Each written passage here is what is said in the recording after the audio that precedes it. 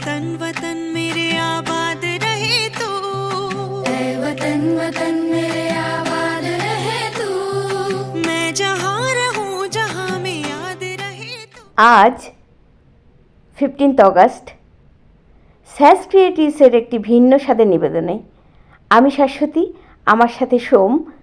আসলে ভারতবর্ষ স্বাধীনতার ৭৯ বছর এটি নেহাত কম সময় নয়, যেখানে আমি আপনি আজও সাবজুগেটেড, অর্থাৎ স্বাধীন হওয়া সত্ত্বেও কোথাও আমরা পরাধীন বোধ করছি, তাই না?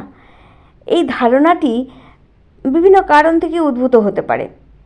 আসুন গল্প বলার দৃষ্টিকোণ থেকে এই আখ্যানটি অন্বেষণ করি, কোনো অঞ্চলভিত্তিক না, সমগ্র ভারতবর্ষকে ভেবে। হয়তো আমার আপনার ভাবনা একই। আচ্ছা, কল্পনা করুন ভারত একটি তরুণ জাতি, প্রাণশক্তি এবং আকাঙ্ক্ষায় পূর্ণ। 1947 সালে ব্রিটিশ শাসনের শৃঙ্খল ছিন্ন করে স্বাধীনতা সংগ্রামীদের আত্মত্যাগ এবং স্বপ্ন একটি সার্বভৌম ভারতের পথ প্রশস্ত করেছিল। তবে তারপর থেকে যাত্রা জটিল, আধুনিক ভারতের চ্যালেঞ্জ। तू ही मेरी मंजिल है पहचान तुझी से, तू ही मेरी मंजिल है पहचान तुझी से, पहुंचूं मैं जहां भी मेरी। আচ্ছা, কল্পনা করুন ভারত একটি তরুণ জাতি, প্রাণশক্তি এবং আকাঙ্ক্ষায় পূর্ণ। 1947 সালে ব্রিটিশ শাসনের শৃঙ্খলা ছিন্ন করে স্বাধীনতা সংগ্রামীদের আত্মত্যাগ এবং স্বপ্ন একটি সার্বভৌম ভারতের পথ প্রশস্ত করেছিল। তবে তারপর থেকে যাত্রা জটিল, আধুনিক ভারতের চ্যালেঞ্জ। অর্থনৈতিক বৈষম্য, বিশ্বের দ্রুততম বর্ধনশীল অর্থনীতির একটি হওয়া সত্ত্বেও ভারত এখনও উল্লেখযোগ্য সম্পদের বৈষম্য এবং দারিদ্র্যের সাথে লড়াই করছে। এই বৈষম্য বাড়ছে আমাদের অগোচরে। একদিকে অর্থনৈতিক বৃদ্ধি হচ্ছে বলে প্রচার চলছে, কিন্তু সাধারণ মানুষ সেটি উপভোগ করতে পারছে না। চাকরির সংখ্যা হ্রাস পাচ্ছে সরকারি বেসরকারি দুই ক্ষেত্রেই।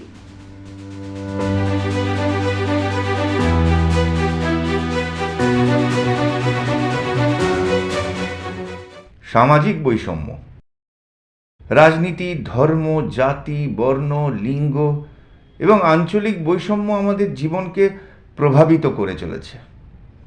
হিংস্র মনোভাব বৃদ্ধি পাচ্ছে আর ধৈর্য কমছে। এক্ষেত্রে রাজনীতি তার রাজধর্ম পালনে সামগ্রিকভাবে ব্যর্থ। তার জন্য আমাদের মধ্যে বিভেদ বৃদ্ধি পাচ্ছে। সর্ববৃহৎ গণতন্ত্র হয়েও আমরা তার মূল্যায়ন করতে পারছি না। গণতান্ত্রিক অধিকারের খণ্ডন প্রতিটি স্তরে অনুভূতি হচ্ছে। আমরা সুষ্ঠু নির্বাচনের পথে প্রতিনিয়তই বাধার সম্মুখীন হই, আর বিশেষ করে গ্রামাঞ্চলের দিকে। এটা কি স্বাধীনভাবে থাকার পরিপন্থী না? এক্ষেত্রে আমাদের ভোট দেওয়ার স্বাধীনতা সুনিশ্চিত করতে পারছে না কেন সরকার? পরিবেশগত সমস্যা, জলবায়ু পরিবর্তন, দূষণ এবং সম্পদ হ্রাস উল্লেখযোগ্য হুমকি তৈরি করছে। শিল্পায়ন ও কৃষির সংমিশ্রণ কোথাও পরিপূর্ণতা পাচ্ছে না। ব্যক্তিগত সমৃদ্ধির জন্য সম্পদের সঠিক বন্টনের সামঞ্জস্যই নেই। এই সামান্য রাস্তাঘাটে যাওয়ার পথে এত বাধা বিপত্তি কেন? সাধারণ মানুষ সব রকম পরিষেবা বাবদ বিভিন্ন ট্যাক্স দিয়ে থাকে। তা সত্ত্বেও তারা ভালো রাস্তা, সরকারি অফিসে পরিষেবা এসব পেতে হিমশিম খাচ্ছে কেন? আধুনিকীকরণ করতে গিয়ে পরিবেশ সংরক্ষণের দিকে গাফিলতি হচ্ছে। আর তার উদাহরণস্বরূপ প্রত্যেক বছর উত্তরাখণ্ড, হিমাচল এইসব জায়গায় ক্লাউড বার্স্ট হচ্ছে, হাজার হাজার মানুষের মৃত্যু হচ্ছে। একদিকে বৃক্ষরোপণ করতে বলা হচ্ছে, অন্যদিকে অবকাঠামো মানে ইনফ্রাস্ট্রাকচার ও শিল্পায়নের নামে গাছের পর গাছ কাটা পড়ছে। এসব ক্ষেত্রে অন্তর্ভুক্ত পরিকল্পনা মানে ইনক্লুসিভ ডেভেলপমেন্টের প্রয়োজনীয়তা বিশেষভাবে দরকার।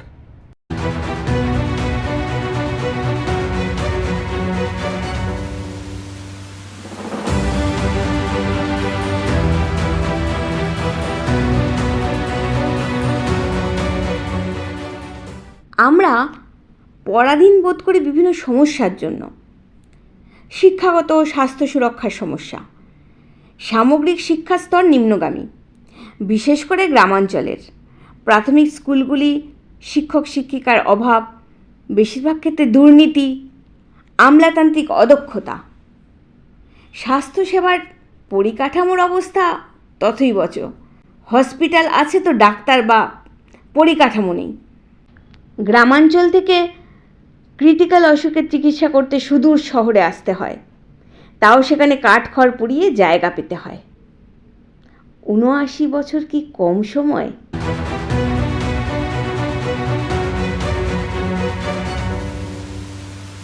আভ্যন্তরীণ দ্বন্দ্ব, যেক্ষেত্রে আমরা ভুলে যাই we are a country of unity in diversity. নানা ভাষা, নানা মত, নানা পরিধান, বিবিধের মাঝে দেখো মিলন মহান। রাজ্য অঞ্চলের থেকে বেরোতেই পারি না আমরা, যেটা আঞ্চলিক উত্তেজনা এবং দ্বন্দ্ব অস্থিরতার অনুভূতিতে অবদান রাখে।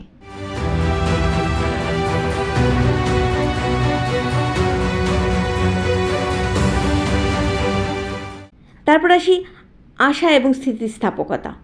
এই চ্যালেঞ্জগুলি সত্ত্বেও ভারত অসাধারণ অগ্রগতি অর্জন করেছে। গণতান্ত্রিক শক্তি, ভারত বিশ্বের বৃহত্তম গণতন্ত্র হিসেবে রয়ে গেছে, একটি শক্তিশালী নির্বাচনী ব্যবস্থা সহ। কিন্তু এই ব্যবস্থাকে সুদৃঢ় করতে আমাদের মতো সাধারণ মানুষের নিজেদের অগ্রসর ভূমিকা নিতেই হবে, সময় সময় সঠিক প্রতিবাদ করতেই হবে। কিছু না হোক প্রতিবাদী কণ্ঠস্বরকে সাপোর্ট করতে হবে।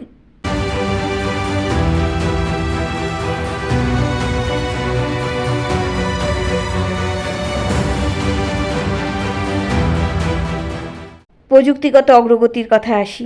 মহাকাশ অনুসন্ধান, তথ্য প্রযুক্তি এবং পুনর্নবীকরণযোগ্য শক্তিতে উল্লেখযোগ্য অগ্রগতির সাথে ভারত উদ্ভাবনের কেন্দ্রবিন্দুতে পরিণত হয়েছে।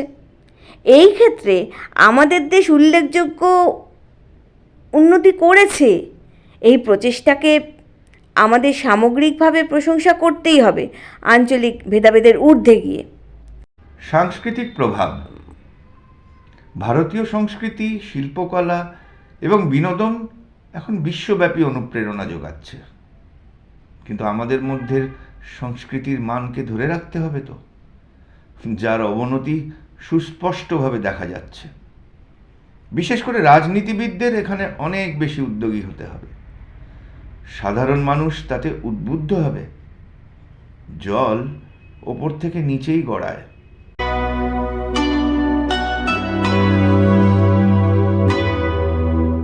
পরিশেষে ভারত চ্যালেঞ্জের মুখোমুখি হলেও এর স্থিতিস্থাপকতা এবং অগ্রগতি জাতির শক্তির প্রমাণ। এই জটিলতাগুলিকে স্বীকৃতি একমাত্র একটি সামগ্রিক শিক্ষা ব্যবস্থাই দিতে পারে এবং সুস্থ সমাজ গড়তে পারে। সুস্থ সমাজ এই যে সমস্যাগুলির সমাধানের দিকে আমাদের নিয়ে যেতে পারে, আর ভারতীয়রা তাদের স্বাধীনতা সংগ্রামীদের আত্মত্যাগকে সম্মান জানিয়ে একটি উজ্জ্বল ভবিষ্যৎ গড়ে তুলতে পারে। আচ্ছা, আমাদের স্বাধীনতা সংগ্রামীরা কি ভাবতেন? ভারতবর্ষ তাঁদের দেশ, তাঁকে মুক্ত করতে হবে। আমরা যতই লিখি আর বিভিন্ন আলাপ আলোচনার মাধ্যমে সমাধান খুঁজি, সর্বপ্রথম আমাদের মনের গভীরে, আমাদের চিন্তায়, ভাবনায়, মননে ভারতবর্ষ আমাদের দেশ, এটা বলতে হবে। আমাদের উন্নতি তখনই হবে যখন সামগ্রিকভাবে দেশের উন্নতি করতে পারবে।